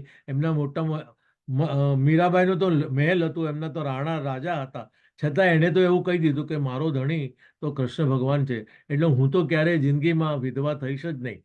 મારે એવો પતિ મળી ગયો છે કે મારે હવે કોઈ દિવસ આ પરિસ્થિતિમાંથી પસાર થવું જ નહીં પડે. તો આપણે જ્યારે આ વાતની અનંત પરિસ્થિતિ આપણને મળતી હોય તો આપણે બીજી પરિસ્થિતિનો વિચાર કરી અહીંયાથી આપણે શા માટે આપણે ઘણાને મોડે આપણે સાંભળીએ કે બસ હવે ભગવાન તો લઈ લે તો સારું, પણ લઈને તમને ક્યાં જવાનું છે? તમને ક્યાં જવાનું છે તમને ખબર છે? તમારે મોક્ષ માંગીને તમે ક્યાં જવાની વાત કરો છો? તમે તમારું ઠેકાણું તો તમને ખબર નથી. તો જ્યારે ભગવાને તમને અહીંયા એની ભક્તિ કરવાનું ઠેકાણું આપ્યું છે, તમને જગા આપી છે, તમને એટલો પ્રસંગ આપ્યો છે, તમને એટલી શું કહેવાય ભક્તિ કરવાની આસ્થા આપી છે, તો એને તમે બિરદાવો અને એમાં તમે ઓતપ્રોત થાઓ. પછી એની બાકી જે લૌકિક પ્રક્રિયાઓ છે એ નિમિત્તે જે એવી રીતે થશે કે તમને એ જ્યારે થશે ત્યારે ખબર નહીં બી પડે. આજે વિચાર કરો કે ગોકુળમાં એ પોતે અહીંયા પધાર્યા, જન્મ એમનો કંસને ત્યાં મથુરામાં થયો, અને મથુરા કેવું, એ તો બધું બહુ આપણે બીજો વિષય છે, પણ એ એમને જન્મ ત્યાં લીધો, પણ એમને પ્રગટ અહીંયા થયા, અને એમને 11 વર્ષ ને 52 દિવસનો વાસ અહીંયા આનંદમય કર્યો. કારણ કે નંદ એટલે આનંદનું સ્વરૂપ, યશોદા એટલે બીજાને યશ આપવા વાળી વ્યક્તિ. તો જ્યારે તમે આ બે પ્રવૃત્તિ, આ જે વૃત્તિ તમારા મનમાં રાખો કે તમે બીજાને આનંદ આપો, તમારી પોતાની જાતને, પોતાના આત્માને આનંદ આપો, તો તમે ખરેખર એ પરિસ્થિતિમાં તમે મોક્ષ લઈ લીધો છે એવું કહેવાય. અને આ જ વિચાર કરો કે તમે એ વખતે જ્યારે ગોપીઓ ત્યાં હતી અને છતાંય ત્યાં જાત જાતના રાક્ષસો ત્યાં આગળ આવતા અને હેરાનગતિને કનગડત કરવા આવતા, પણ કોઈ દિવસ ગોપીઓને અથવા ગોપીઓ કે વ્રજ ભક્તોને એવી જ કોઈ ચિંતા થઈ છે કે અમારું શું થશે? આપણે તો અહીંયા જરાક કંઈક ખોટું થાય અથવા આપણી વેધર બદલાય એમાં આપણે એટલા બધા ટેન્શનમાં આવી જઈએ કે આપણને એવું થાય કે જાણે હવે આજે તો વરસાદ નથી પડવાનો, આજે તો સ્ટોર્મ છે ને, આજે તો ટોર્નેડો છે ને, આજે તો ફલાણું થવાનું. આપણને પોતાની જાતે જ પોતાની દુઃખ વહોરી લેવાની આદત પડી ગઈ છે. એ આટલું બધું ઇન્દ્રએ કોપ કર્યો અને એમને ગિરિરાજજીને પોતાના હસ્તમાં ઉંચકી લીધો. એમને જે આંગળીની વાત કરી છે એ જરા વધારે ભક્તિ યાત્સુકથી છે. આપણે એમને હાથમાં ઊંચો ધર્યો છે, એ ધરીને પછી જે જગ્યા થઈ એમાં વ્રજ ભક્તોને એમને આશરો આપ્યો. તો એ વ્રજ ભક્તોને આશરો મળી ગયો, નહીં તો એ લોકો ક્યાં ને ક્યાં તણાઈ ગયા હોય, કારણ કે એટલી મુશળધાર વર્ષા હતી. તો વિચાર કરો કે તમે જ્યારે જબ સોંપ દિયા ઇસ જીવન કો સબ ભાર તુમ્હારે હાથો મેં, તો પછી ભગવાનને આપણે એવું જ કહીએ કે તમને સોંપી દીધું છે, પછી કાલે સવાર પડે કે રાત પડે ને સવાર પડે તો મારે કાલે શું કરવાનું છે? માને તમે કહેશો એ આજ્ઞા પ્રમાણે મારે વર્તવાનું છે. હમણાં જે બેને વાર્તા કહી રામદાસની તો અધિકારીની, તો એણે એવું જ કીધું ને કે ગુરુજીની આજ્ઞા છે માટે હું કરું છું, મારી ઈચ્છા છે કે નહીં. કારણ કે તમે અધરવાઇઝ જે સમજશો ને એ તમારી સમજ હંમેશા ઠાકોરજીની કૃપા કરતાં ઓછી જ થવાની છે. તમે જો કંઈ માંગશો ને તો તમે ખાલી ચપટી ભર માંગશો, જ્યારે એ આપશે ને તો તમને ખોબો ભરીને આપશે. એટલે એ વસ્તુ, એ તમે જે ખાતરી રાખશો ને એ જે તમે મનમાં એક ભાવ ઊભો કરશો, તો પછી એ પ્રમાણે તમે જે કંઈ કરશો. અને આમાં પુષ્ટિ માર્ગીય છે એટલે સમર્પિત જીવનને આપણે પુષ્ટિ માર્ગે થઈને અહીંયા ન અડો ત્યાં ન અડો. સેવાનો ભાવ છે એ ઠાકોરજીની સાથેને પ્રેમ લાગવાનો છે. એની વિધિઓમાં માથાજી કરી અને એમાં ઊંડાણમાં જઈ અને ખરેખર પ્રભુને પ્રત્યે ભાવ લાવવાને બદલે આપણે એની કારીગરીમાં ઘૂસી જઈએ અને પ્રભુની તરફ ધ્યાન જતું રહે, એવું નથી કરવાનું. ત્યાં જઈને આપણે શું સનાતન મંદિરમાં જઈએ વિથ ડ્યુ રિસ્પેક્ટ, મારે કોઈ અલૌકિક ને લૌકિકની ભાવનાનો ભેદ નથી કરવાનો, પણ આપણે ત્યાં જઈએ ને આપણે ઠાકોરજીના ચરણારવિંદમાં હાથ બી નથી લગાડી શકતા. જ્યારે આપણે તો અહીંયા આપણા ખોળામાં બેસાડીએ છીએ. આપણે કેટલા બધા ભાગ્યશાળી છે. ક્યાં ઠાકોરજીની સન્મુખ ઉભા રહીને એક રિસ્પેક્ટથી તમે એને હાથ જોડીને નમસ્કાર કરો અથવા તમે એને સાષ્ટાંગ દંડવાત કરો સનાતન મંદિરમાં જઈને. જ્યારે હવેલીમાં અથવા આપણા ઘરમાં પધારેલા આપણે આ કૃષ્ણ ભગવાનને આપણે ખોળામાં લઈને લાડ કરીએ છીએ. એમને આપણે એવો સરસ મજાનો શૃંગાર કરાવીએ છીએ. આપણે એમને રોજ રોજ જાત જાતની સામગ્રીઓ ધરીએ છીએ અને એને લઈને ઠાકોરજી એને સન્મુખ થઈને ઠાકોરજી તો આરોગતા નથી પણ એનો આસ્વાદ આપણે માણીએ છીએ. અલ્ટિમેટલી એ જે ભક્તિના ભાવરૂપે એમની જે દ્રષ્ટિ પડે છે એ એમનું અધરામૃત એ આપણો ભાવ છે, એ આપણો મોક્ષ છે. એટલે વૈષ્ણવો, હું ધારું છું કે આ ચતુર્શ્લોકી આપણે બહુ લંબાણ કરી શકીએ એમ છે, પણ હું અત્યારે આટલું જ મોક્ષની વાત કહી અને અહીંયા મારી વાણીને ઠાકોરજીના વંદનમાં વિરામ આપું છું. કારણ કે સમયનું બંધન છે. વાતો કરવી તો ઘણી ગમે, સત્સંગ કરવાની બહુ આનંદ આવે. તો આ સાથે હું મારી આ વાણીને અહીંયા વિરામ આપું છું. વલ્લભાજી શકી જય. થેન્ક યુ કલ્પેશ અંકલ, બહુ સરસ વાત કહી. આપણા ઠાકોરજી આપણા ખોળામાં બિરાજી શકે છે. આપણે ખૂબ જ ભાગ્યશાળી છે કે આપણને સેવાનો લાવો મળે છે, સેવાનો આવો ચાન્સ મળે છે. તો અહીંયાથી મોટી ભક્તિ ક્યાં કરી શકાય? બહુ સાચી વાત છે. અને અહીંયા છોડીને ક્યાં જવાયું છે? બહુ સરસ વાત છે. અને એને લીધે તમને જે નિરાત અને મોક્ષ મળે છે ને, એ ખરેખર મોક્ષ આ જ છે. આ મોક્ષ છોડીને તમારે બીજે ક્યાંય જવાની જરૂર બી નથી. અને સાથે સાથે તમને એમને આખા સંસારની જવાબદારી એને તમારા માથે લીધી છે. એને માખણની જવાબદારી એને ત્યાં ગોકુળમાં લીધી. માખણ એમનો મુખ્ય વ્યવસાય હતો અને ખેતીવાડી કરી. આ બધાનું એમને લીધું. પોતે ગૌચારણ કરવા જતા અને એના લીધે, કારણ કે તે વખતે તો ગૌ ધન કહેવાતું હતું.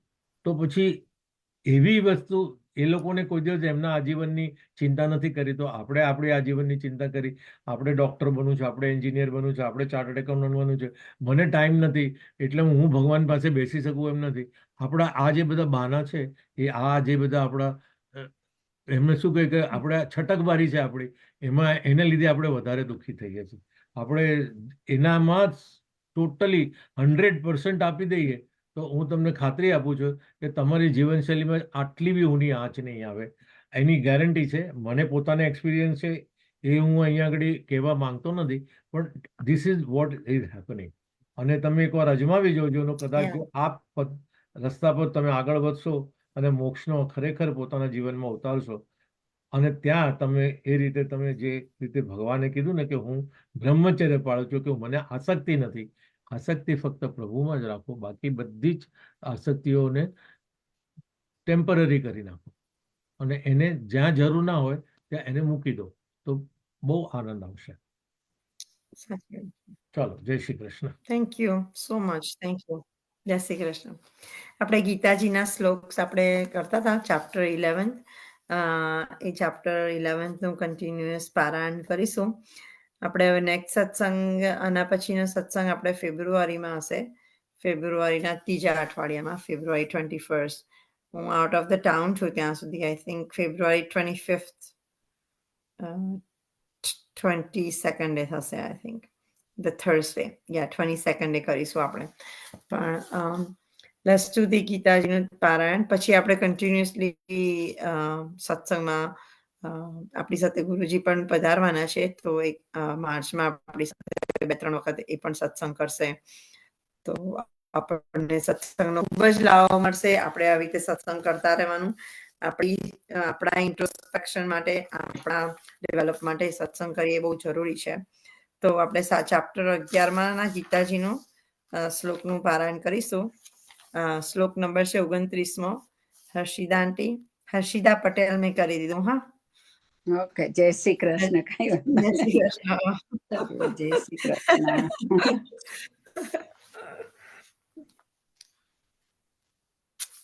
હર્ષિદા આંટી, તમારો કેમેરા ઓન કરશો? તમે જ્યારે શ્લોક કરો તો કેમેરા ઓન કરશો તો બહુ સરસ. ઓકે, કરું. તમારો ભાવ દેખાશે.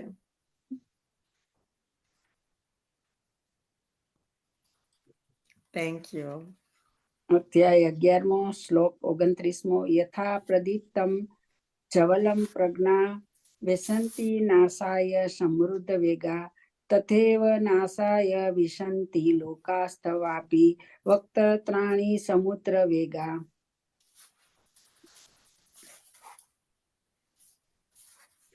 હવે તેનો અનુવાદ. જેવી રીતે ફૂંદા પોતાના વિનાશ માટે સળગતા અગ્નિમાં કૂદી પડે, હું બધા લોકોને પૂરા વેગથી આપના મુખોમાં પ્રવેશ કરતા જોઈ રહ્યો છું. જય શ્રી કૃષ્ણ. જય શ્રી કૃષ્ણ. યા શ્લોક એકદમ નાનો જ હતો. બહુ નાનો છે. Yeah thank you.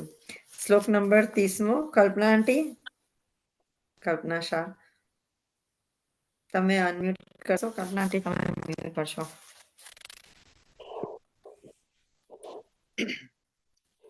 અધ્યાય 11મો શ્લોક નંબર 30. લેલી રસે ગ્રસમાનઃ સમંતા લોકાંસ મગ્રાંતવર્ધૈને જળ. બધી સંધિઓ બહુ છે. તેજો બિરાપૂર્વ જગત સમગ્રઃ ભાસંત વોગ્રાહ પ્રતપમંતી વિષ્ણુ. એનો અનુવાદ છે, હે વિષ્ણુ, હું જોઈ રહ્યો છું કે આપ પ્રજ્વલિત મુખોથી બધી જ દિશાઓના લોકોને ગળી રહ્યા છો. સમગ્ર બ્રહ્માંડને આપના તેજથી આવૃત્ત કરી અતિશય દાહક એવા ભયંકર રૂપે આપ વ્યક્ત થાઓ છો. બસ થઈ ગયો શ્લોક. Thank you. શ્લોક નંબર 31મો જ્યોતિબેન શાહ. જ્યોતિબેન. હાજી બોલું. જય શ્રી કૃષ્ણ. ના જય Shri Krishna.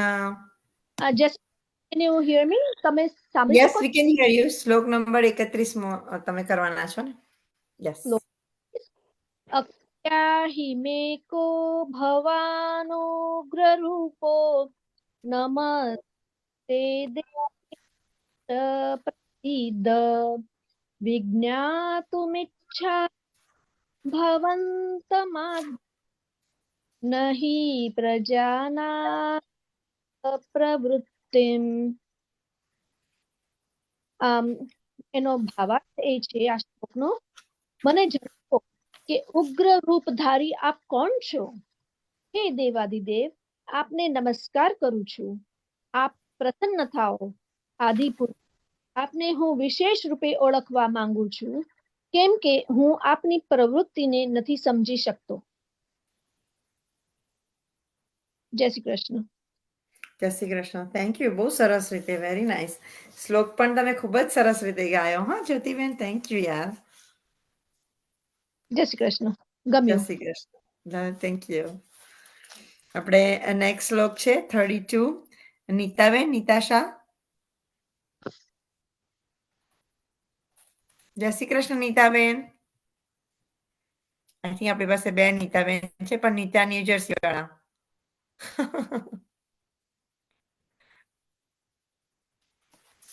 Nitaben, can you hear me? There you are. Sorry. That's okay. જય શ્રી કૃષ્ણ. જય શ્રી કૃષ્ણ સર્વેને. શ્લોક 32માં. 32. કાલોસ્મિ લોક ક્ષય કૃતો લોકાસ્માહાર્તુમહિ ભવત ઋષેભી ત્વામ ન ભવિષ્યન સર્વે એદ્વા સ્થિતા પ્રત્યન્વિકુષ.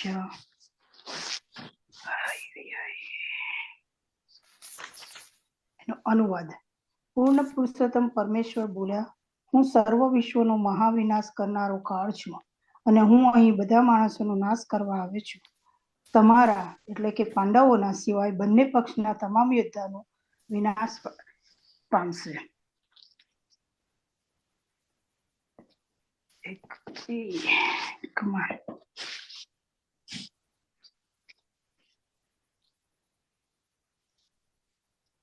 એનો ભાવાર્થ છે, અર્જુન જાણતો હતો કે કૃષ્ણ તેના મિત્ર તથા પૂર્ણ પુરુષોત્તમ પરમેશ્વર છે. તેમ છતાં તે કૃષ્ણના વિવિધ રૂપો જોઈને મૂંઝાયો હતો. એટલે તેને આ મહાવિનાશનારી શક્તિ વિશે પૂછ્યા કર્યું. વેદોમાં લખ્યું છે કે પરમ સત્ય સર્વ વસ્તુઓનો બ્રાહ્મણોનો પણ નાશ કરે છે. કઠોપનિષદમાં કયા પ્રમાણે યસ્ય બ્રહ્મ ચ ક્ષત્ર ચ ઉભે ભવદ ઓદન મૃત્યુસ્મર્યોપસેચનમ કિમ થા વેદ્ય તૃષે. અંતે સર્વ બ્રાહ્મણો, ક્ષત્રિયો તથા અન્ય રાહુ સૌ કોઈ પરમેશ્વર દ્વારા કાળનો કોળિયો થઈ જાય છે. પરમેશ્વરનું આ રૂપ સર્વભક્ષી છે અને અહીં કૃષ્ણ પોતાને સર્વભવથી કાળ રૂપે પ્રસ્તુત કરે છે. માત્ર થોડાક પાંડવો સિવાય યુદ્ધ ક્ષેત્રમાં ઉપસ્થિત બધા જ લોકો તેમના ભક્ષ બનશે. અર્જુન યુદ્ધ કરવાની ઈચ્છા ધરાવતો ન હતો. તે યુદ્ધ ન કરવાને શ્રેયસ્કર માનતો હતો, કારણ કે એમ કરવાથી કોઈ અનર્થ થવાનો ન હતો. 25માં ભગવાન કહી રહ્યા છે કે જો અર્જુન યુદ્ધ નહીં કરે તો પણ બધા નષ્ટ થવાના જ હતા, કારણ કે એ જ એમની અર્થાત ભગવાનની યોજના હતી. જો અર્જુન યુદ્ધ ન કરે તો એ બધા અન્ય રીતે મરવાના હતા. મૃત્યુને નિવારી શકાય નહીં, પછી ભલે અર્જુન યુદ્ધ ન કરે. વસ્તુતા તેઓ તો મરેલા જ હતા.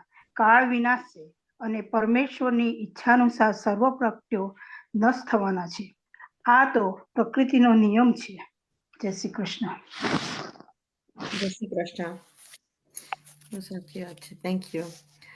શ્લોક નંબર 33 દીપિકાબેન. જય શ્રી કૃષ્ણ બધાને. જય શ્રી કૃષ્ણ.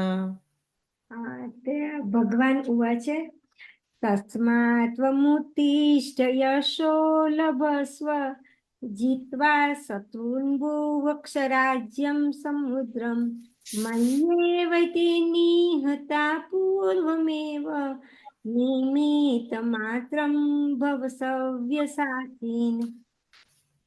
ભગવાન કહે છે તો તું ઊભો થા, યશ મેળવ, શત્રુઓને જીતીને ધન ધાન્યથી ભર્યું રાજ્ય ભોગવ. આ સૌને મેં પહેલેથી જ હણી નાખ્યા છે. હે સવ્ય સાચી, તું માત્ર નિમિત્ત થા. ભાવાર્થ: અર્જુન ગાંડીવ ધનુષ્ય પર બંને હાથે સરસંધાન કરવામાં નિપુણ હતો. તેથી તે દેવો તેમજ મનુષ્યોમાં સવ્ય સાચી તરીકે વિખ્યાત છે. અહીં અર્જુનને શત્રુઓનું નિકંદન કાઢવા સમર્થ એવા નિષ્ણાત યોદ્ધા તરીકે સંબોધ્યો છે. નિમિત્ત માત્ર શબ્દ પણ બહુ મહત્વનો છે. આખું જગત પૂર્ણ પુરુષોત્તમ ભગવાનની યોજના પ્રમાણે ચાલે છે. અધકચરા જ્ઞાનવાળા મૂર્ખજનો માને છે કે ચરાચર સૃષ્ટિનું નિર્માણ કેવળ આકસ્મિક રીતે થયું છે અને જગતના ધારણ પોષણ પાછળ કોઈ યોજના નથી. ઘણા વિજ્ઞાનીઓ કહે છે કે કદાચ આમ હતું, સંભવત તેમ હતું, પણ કદાચ અને સંભવત નો કોઈ પ્રશ્ન જ નથી. આ ભૌતિક જગત એક ખાસ યોજના પ્રમાણે ચાલે છે. આ યોજના આ છે: બદ્ધ જીવો ભગવાનના પરમધામમાં પ્રભુપદ પામે એ માટે આ દ્રશ્યમાન જગત નિર્માયું છે. જ્યાં સુધી જીવોની મનોવૃત્તિ ભૌતિક પ્રકૃતિ પર આધિપત્ય જમાવવાની રહે છે, ત્યાં સુધી તેઓ બદ્ધાવસ્થામાં રહે છે. તેથી જે મનુષ્ય ભગવાનની યોજનાને સમજે અને કૃષ્ણ ભાવનામાં વિકાસ સાધે તે બુદ્ધિમાન કહેવાય. સૃષ્ટિના ઉત્પત્તિ અને લય ભગવાનની દોરવણી પ્રમાણે થાય છે. આમ કુરુક્ષેત્રનું યુદ્ધ ઈશ્વરની યોજના અનુસાર લડાયું. અર્જુન યુદ્ધ કરવાની ના પાડતો હતો, પણ ઈશ્વરની ઈચ્છાને વશ થઈ તેણે લડવું જોઈએ, તો જ તે સુખી થશે એમ ભગવાન કહે છે. જો મનુષ્ય સંપૂર્ણ રીતે કૃષ્ણ ભાવનામાં સ્થિર રહી ભગવત ભક્તિમાં પરોવાઈ જાય તો તે જીવનની પૂર્ણતા પામે છે. જય શ્રી બહુ કૃષ્ણ. સાચી વાત છે. બધી ભગવાનની યોજના છે. આમાં બીજા કશાનું કદાચ કોઈ હોઈ શકે, કોઈ એવો પ્રશ્ન નથી. આ બધો ભગવાનનો યોજના છે. સાચી વાત છે. આપણે શ્લોક નંબર 34 ઉર્વશીબેન. જય શ્રી જય શ્રી કૃષ્ણ. કૃષ્ણ. સર્વે વૈષ્ણવને જય શ્રી વાવ, કૃષ્ણ. તમે છો હજી અહીંયા? મને એમ કે તમે ક્યાં બીજે કશે વિદેશ જતા રહ્યા છો. ના યાર, અહીંયા જ છું. સોરી, ખબર નહીં કેમ કઈ બહુ કે આવી વખત જતું એટલે પછી. જોડાતું હતું. સત્સંગમાં બહુ વખત પછી આયા એટલે I પછી know, મને I ખબર know. નથી. ઉર્વશીબેન છે ને બહુ દિવસે દેખાય. I know, બહુ દિવસે દેખાયું. તો ના એવું નહીં, કઈ સંજોગો આવી જાય ને તો જોડાતું નથી. ઉડતા ચાંદની જેમ છે એ, અમુક વખતે ચમકે. ના યાર ના. ચાલો આપણે શ્લોક નંબર 34મો વાંચીએ. યસ. એમાં એકચ્યુઅલીમાં આ મહાભારતની કથાનું બધું વર્ણન કર્યું છે કે જ્યારે ભગવાન અર્જુનને સમજાવે છે કે તું તારી સામે કોણ છે તું જોઈશ ના, પણ તું યુદ્ધ કર, એના માટે કહેવા માંગે છે. દ્રોણ ચ ભીષ્મ સ્વજયોત્ર કર્ણ તથા અન્યાન અપી યોધવીરાન મયા હતાનાં જયમાયતિષ્ઠા યુધ્યશ્ચ ચેતાસી રણે સપન્નાન. દ્રોણ, ભીષ્મ, જયદ્રથ, કર્ણ તથા અન્યો પણ મારા દ્વારા મરાયેલા યોદ્ધાઓને તું માર, વ્યથા કર માં, રણમાં તું દુશ્મનોને જીતીશ માટે યુદ્ધ કર. આગળના શ્લોકની વાત અહીં એક કેટલાક મુખ્ય નામ સાથે કરે છે કે દ્રોણ, ભીષ્મ, કર્ણ વગેરેને મારે કેમ મારવા અને એનું મને કેટલું પાપ લાગ્યું એવું અર્જુન સમજતો હોય છે. એટલે ભગવાને સમજાવે છે એમ તું તે અગાઉ કહેતો હતો, જેને માટે કહેતો હતો તે બધા મારા વડે પહેલેથી જ મરાયેલા છે એ તું તે જોયું. માત્ર તેમના દેહ છે, કોળિયાને જ તું મારે છે, તારે મારવાના છે. તેથી તું જરા પણ ચિંતા કરીશ ના ને બધા દુશ્મનોને તું જીતવાનું જ છે માટે ઊભો થા ને લડવા માંડ. તું પહેલા તો આ બધાને જોઈને ઢીલો થઈ ગયેલો એમ કહેલું, પરંતુ જોયું હતું કે બધા મરેલા જ છે અને નિયતિ બધાની નક્કી છે કે તેઓ યુદ્ધમાં જ મરે છે. તું માત્ર તેમને મારવા માટે નિમિત્ત બને છે. વળી તું સત્યના પક્ષે છે, ધર્મ તારી પડખે છે માટે તું નક્કી જીતવાનું જ છે. સત્યમેવ જયતે, અને સત્ય એટલે માત્ર આપણે કહીએ છીએ એટલે સત્ય છે એમ નહીં. સ્વયં પરમેશ્વર કહે છે કે સત્ય છે, આ કોઈ સાપેક્ષ સત્ય નથી, પરમ સત્ય છે. ભીષ્મ, દ્રોણ કે ગમે તેવા મહાન હોય પણ અસત્યને અને અધર્મને પક્ષે ઉભા છે, તેથી તે હારવાના છે, તે મરવાના છે. માટે તું કરતા ભાવ છોડી નિમિત્ત બની લડ. ખરેખર તો મહાકાળ રૂપે હું જ સૌને ભડકી જનારો છું અને કાળ વિશે પૂછે છે. ભૂત માત્ર કાળમાં જન્મે છે, કાળમાં જ વૃદ્ધિ પામે છે, કાળમાં જ અસ્ત પામે છે. અમૂર્તિમાન કાળનું એ જ મૂર્ત રૂપ છે. વિષ્ણુનું એક નામ છે અમૂર્તિમાન. આ શ્લોક દ્વારા ભગવાન કહેવા માંગે છે કે તું સત્ય સાથે રહી અને તું જીવ. આપણે જયારે દ્રૌપદીના ચીરહરણ થયેલા તો દ્રૌપદી કૃષ્ણ ભગવાનના ચીર પૂરે છે, 999 સાડી જેટલા ચીર પૂરે છે. તો પછી દ્રૌપદી કૃષ્ણને પૂછે છે કે તે મને ખરેખર બચાવી લીધી એમ કે આટલા બધા મારું એ હતા. ત્યારે કૃષ્ણ ભગવાન કહે છે કે મેં તને કશી નથી બચાવી, તારા કર્મ, તે એવું કર્મ કર્યું હતું કે મારે એનું ઋણ ચૂકવું પડ્યું. ત્યારે ભગવાનને જયારે આંગળીમાં વાગ્યું તો દ્રૌપદી એની સાડી બાંધીને એ કરે છે તો કે છે કે એ તારું ઋણ હું ચૂકવું છું. એટલે ભગવાન કર્મ સાથે બંધાયેલા છે. તમે જેવું કર્મ કરશો એવું ગમે એટલા પુણ્ય કરશો તો એ તમારું કર્મ આગળ આવીને તમને કહેશે કે આટલા પુણ્ય કરું છું તો એ મને આ દુઃખ આવ્યું, પણ એ તમારા પાછલા જન્મનું કર્મ હોય છે. એટલે ભગવાન અર્જુનને એવું સમજાવવા માંગે છે કે તું લડ, તું સત્ય સાથે, તું જીતવાનો છે એટલે તું લડ. વિષ્ણુ એ જ મૂર્તિમાં છે અને એ તો માત્ર સાધન તરીકે, અંતે તો અમૂર્તિને છોડવા છે. કોઈ પણ મૂર્ત સ્વરૂપે ધરે તો પણ અવ્યક્ત છે. સેંકડો મૂર્તિઓ અને સેંકડો મૂર્ખાનો એ જ છે, તેથી વિરાટ રૂપે દેખાય છે.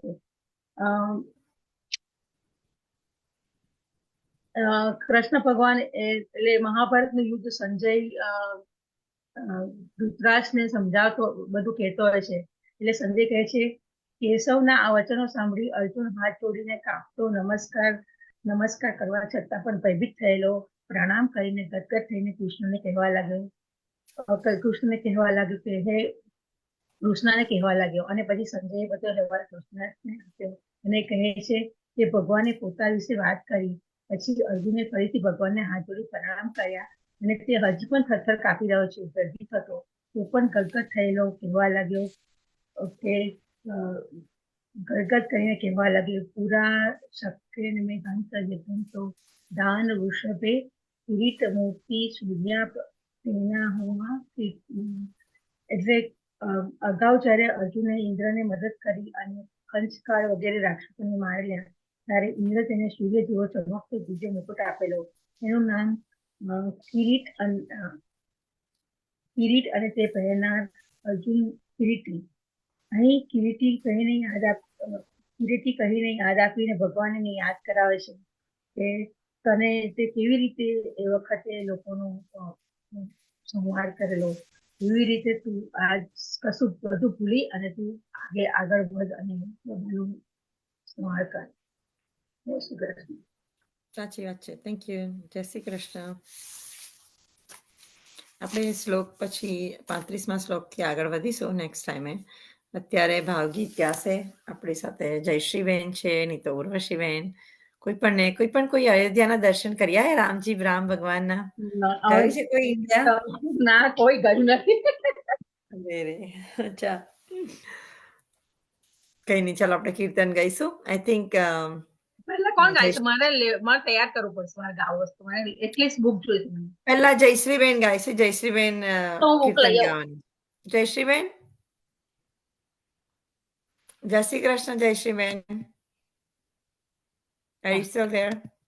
There you are. જય શ્રી કૃષ્ણ. જય શ્રી કૃષ્ણ. હું યમુનાજીનું એક કીર્તન લઉં છું. આપણા પુષ્ટિ માર્ગનું જ છે. શ્રી યમુના હે યમુના તારા, હે યમુના તારા માધવથી મુજને મિલા. મારા મનડા મોર મારે જાઓ. હે યમુના તારા, હે યમુના તારા માધવથી મુજને મિલા. મારા મનડાનો મોર મારે જાઓ. મારા મોગરાન ગજરા ગૂંથાવ. મારી સૈથી માં સિંદૂરના હાથે પુરાવ. હે યમુના તારા, હે યમુના તારા માધવથી મુજને મિલાવ. મારા મનડાનો મોર મારે આંગણે નચાવ. હે કાળા રંગની કંચુકી પહેરાવ. મારો કંઠોલો એના રંગનો ચડાવ.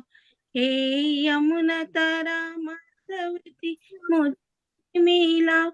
મારા મનડાનો મોર મારે આંગણે. એનું મલપતો મુખ મારી બિંદીએ ચિતરાવ.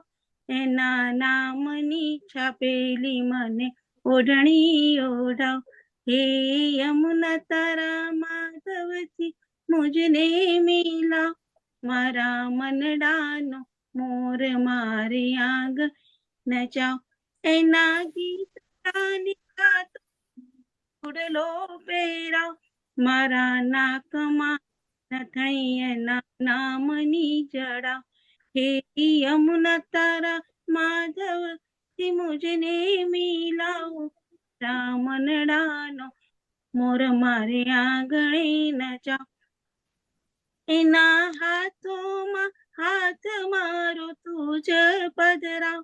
તારા શ્રીજીની સંગે મને તુજ પરણાવ. હે યમુના તારા માધવથી મુજને મિલાવ. મારા મનડાનો મોર મારે આંગણ નચાવ. તું તો શ્રાવણીને શ્રાવણના જળથી ભીગાવ. મને વૃંદાતે વનમાં કૃષ્ણ સાથે મિલાવ. હે યમુના તારા, હે શ્રી યમુના તારા, માધવથી મુજને મિલાવ. મારા મનડાનો મોર મારે આંગણે નચાવ. જય શ્રી મહારાણી માતની. શ્રી કૃષ્ણ. આ જય શ્રી ઇન્દિરા બેટીજી નું ગીત છે. ઇન્દિરા બેટીજી ને, હે ને? શ્રાવણી, યા ઇન્દિરા. શ્રાવણી આવે ને એટલે એમનું જ નહીં. બહુ સરસ ગાયો તમે, બહુ સરસ ગાયું એમને. બહુ ફાઇન ગાયું. હમ. બીજું બહુ સરસ છે તમારે ગાવું હોય તો. મહારાણીજીનું જ છે. ના એની- મને પણ રાગ જવું પડે. તમે કઈ નાખો, કઈ વાંધો નહીં. ના ના ના, તો બહુ સરસ છે. એ તમને હું મોકલીશ આમાં. હા, આપણે મોકલજો. હા. પણ રાગ કેવો પડશે, એકદમ ના આવડે. એના રાખ. ઓકે, ચાલો. આપણે બધાને પ્રિય એવું ગીત ગાઉં છું આજે. બધાને જ આવડે છે અને બધાને જ ગમે છે. અતિરે આનંદ ભર્યા આવો મારે અંગે, શ્યામ સુંદર વર બેઠા છો સંગે, મુખડો જોયા વિના પામી ન ગોરે, રસિક સુંદર વર કોઈ છે, રસિક સુંદર વર ધીરજ લાગી, જન્મ મારે આવશે વાગી. અતિરે આનંદ ભર્યા આવો મારે શ્યામ સુંદર વર બેઠા છો સંગે, સતપન તો સામરિયાનું સાચું, બાકી સરે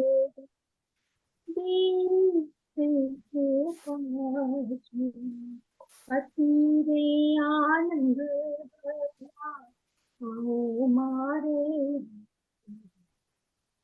શ્યામ સુંદર વર બેઠા છો સંગે, મુझे ના મારી રે કરવા ચાઈ સદારે, અતિરે આનંદ આવો મારે શ્યામ સુંદર વર બેઠા છો સંગે, કહે શ્રી કહી વાર જૈસે આપને સરે આંગરી નંદના કુંવર તમે બહુ રંગ રસીલા, રે કારણ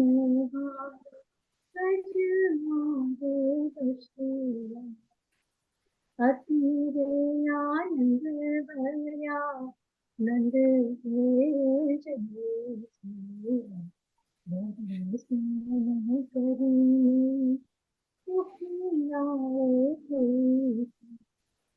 નારે દિવસના વાયદારે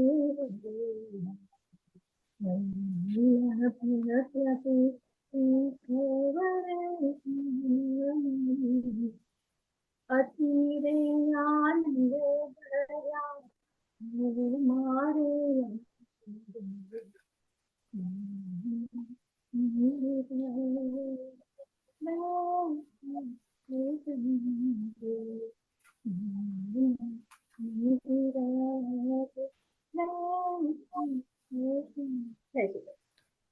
જય શ્રી કૃષ્ણ. બહુ સરસ ભાવ ગીત છે. બધાને આવડે જ છે આ આ ભાવ ગીત તો. બધાને આવડે છે. એકચ્યુઅલી માં તમે સેવા કરો ને તો તમારેથી આ નીકળી જશે. કોઈ વખત તમને આમ મન થઈ જાય ને તમે સેવામાં અંદર તો આપણને આમ એવું થઈ જાય કે સાચી વાત છે. Thank you. બહુ ફાઇન છે. આપણે આશાપદ લઈશું. જયશ્રીબેન. દ્રઢઈના ચરણ કે ભરોસો દ્રઢ કેરો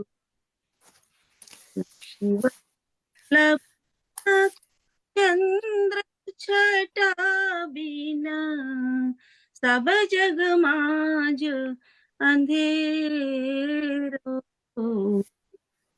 साधन और नहीं कली में जासो होय निवेरो सूर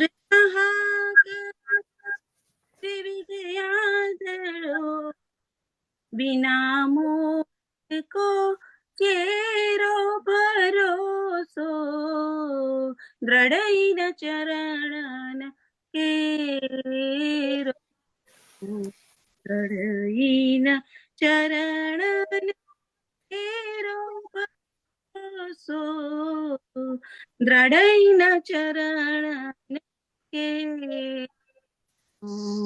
શ્રી વલ્લભાધીશ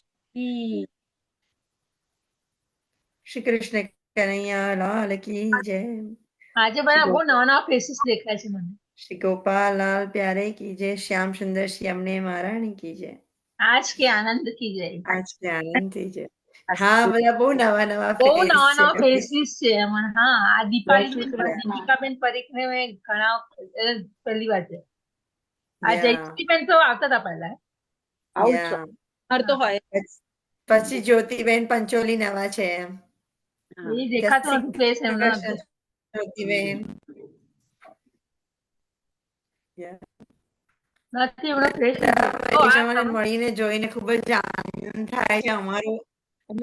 મારી તો ડબલ એનર્જી થઈ જાય છે તમને બધાને જોઈને. એટલે સત્સંગ તો મારે ચાલુ જ રાખવો પડે તમારી સાથે. સાચી વાત. બધા વૈષ્ણવને જય શ્રી કૃષ્ણ. જય શ્રી કૃષ્ણ. જય શ્રી જય કૃષ્ણ શ્રી જય શ્રી કૃષ્ણ. કૃષ્ણ. જય શ્રી કૃષ્ણ. તું ક્યાં જાય છે? ઇન્ડિયા જઈ આય આરામથી હું તો ઇન્ડિયા ઇન્ડિયા ફરી જાઉં છું 3 વીક માટે. ઓ હા, આપણે વાત થયેલી ને ઇન્ડિયા. યા એન્જોય મારા કઝિન ની ઘરે વેડિંગ ફરી છે ને ઇન્ડિયામાં. હા. અને હું અયોધ્યામાં દર્શન કરવા પણ જવાની છું ઓ રામજીના. વાહ, હા. અયોધ્યા અમારા વતી કરી અમારા આવજો વતી દર્શન. દર્શન તમારા બધી અમારા વતી કરી આવજો. અહીંયા શ્રીમદ પ્રસાદ દર્શન લઈ કરજો. આવીશ તમારો. બધાયના માટે અમારા Yeah. વતી દર્શન કરજે. દર્શન બધાના કરજો વતી મારા દર્શન વતી. ઠાકોરજીનો હુકમ આવ્યો છે તો મને જવાની રજા મળી છે તો હું જઈ આવું. કરીએ જઈ આય. શ્રીનાથજી જવાના? શ્રીનાથજી શ્રીનાથજી સારું. જઈશું કદાચ. યા સારું સારું જય. પણ હવે અહીંયા તો શ્રીનાથજી બહુ બદલાઈ ગયું છે. શું? શ્રીનાથજી તો બહુ બદલાઈ ગયું છે. હા, એ પણ બહુ ચેન્જ થઈ ગયું છે. યા બહુ જ પણ હવે બહુ ઈઝી થઈ ગયું દર્શન કરવાનું. પણ બહુ Yeah. બહુ લાંબી લાંબી લાઈનો પર. બહુ બહુ લાંબી લાંબી લાઈન લાઈન. અમે હું હમણાં ગઈ હતી જ ને ઓક્ટોબરમાં. બહુ લાંબી લાઈન હોય છે. હા, બહુ લાંબી પણ line ઈઝી હોય થઈ ગયું.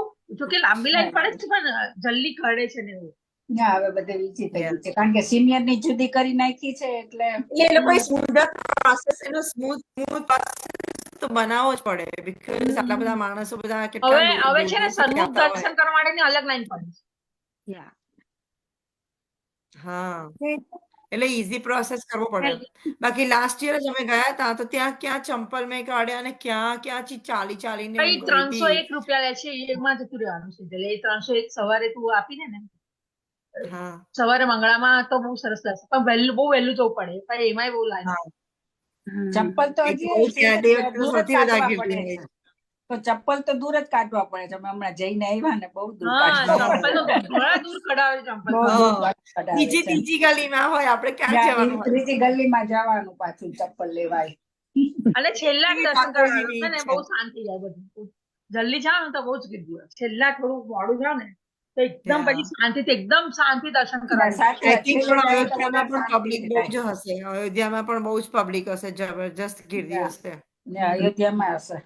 હશે હમણાં જ થયું છે એટલે હશે જ. ગીર્દી બહુ હશે. હા, રામજી હમણાં જ પધાર્યા ને એટલે. હમણાં પધાર્યા છે. આજે 2.5 લાખ લોકો હતા. તમારા હે? તમે વૈષ્ણવ ગ્રુપ ની સુધી લેજો ત્યાં ઠાકોરજી સમક્ષ. હા, યા ચોક્કસ ચોક્કસ. એટલે શું મને ખબર ના પડી. આટલું સરસ વર્ડ સુધી લેજો એટલે શું? સુધી લેજો.